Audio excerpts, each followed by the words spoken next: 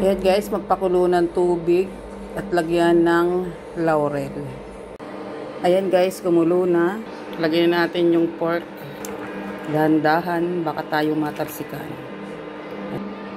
Ilubog natin para makuluan lahat. Ayan, pakuluan natin ng mga 5 minutes. Takpan uli natin. Ayan guys, 5 minutes na. Hugasan uli natin siya. Okay, so hugasan uli natin siya guys.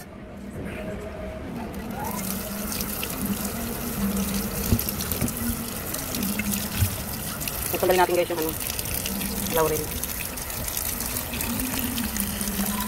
Ayan guys, nahugasan na natin siya. Patuluan ko muna.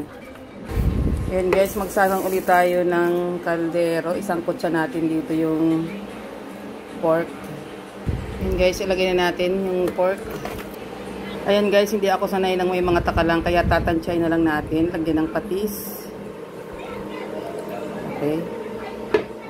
At lagyan natin ng suka. Tuloy muna natin guys bago takpan. Takpan muna natin guys. Okay. Ayan guys, mamantikaan natin siya. Haluin muna. Ayan guys, mamantikaan na nga siya. Haluin muna natin guys. Ayan nga guys, hindi nagbabrang na yung iba. Since makapal kasi guys, madami siya. 1 kilo to guys eh. Kaya ayan.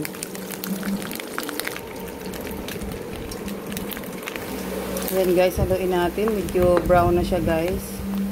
Ayan, babawasan natin siya ng mantika. Oh, ang dami. Nagmantika na siya. Kaya babawasan muna natin. Ayan guys, dito na rin natin igigisa sa gilid. Ayan guys, lagyan natin yung bawang.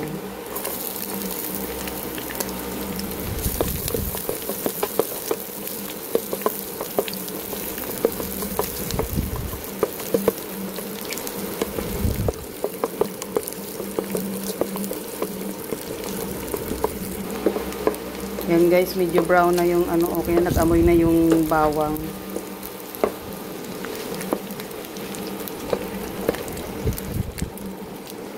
Ayan, lagyan natin ng toyo.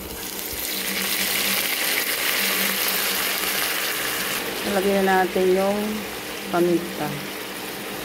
Ayan guys, hindi ko na siya lalagyan guys ng ng laurel. Lagyan natin guys ng isang tasang tubig. Yan, haluin natin.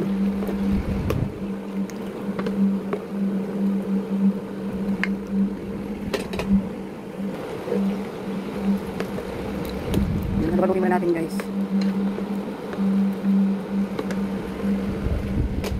Takpan muna natin guys.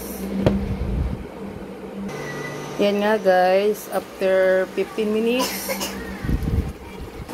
Ayan guys, lagyan natin ng konting suka.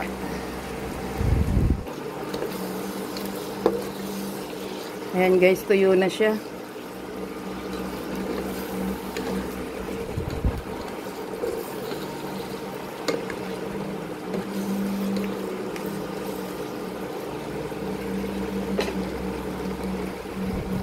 Ilagay na natin yung sibuyas.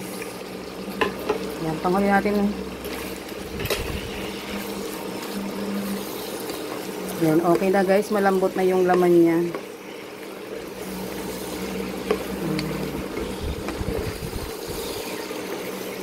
Ayan, patuyo lang siya guys.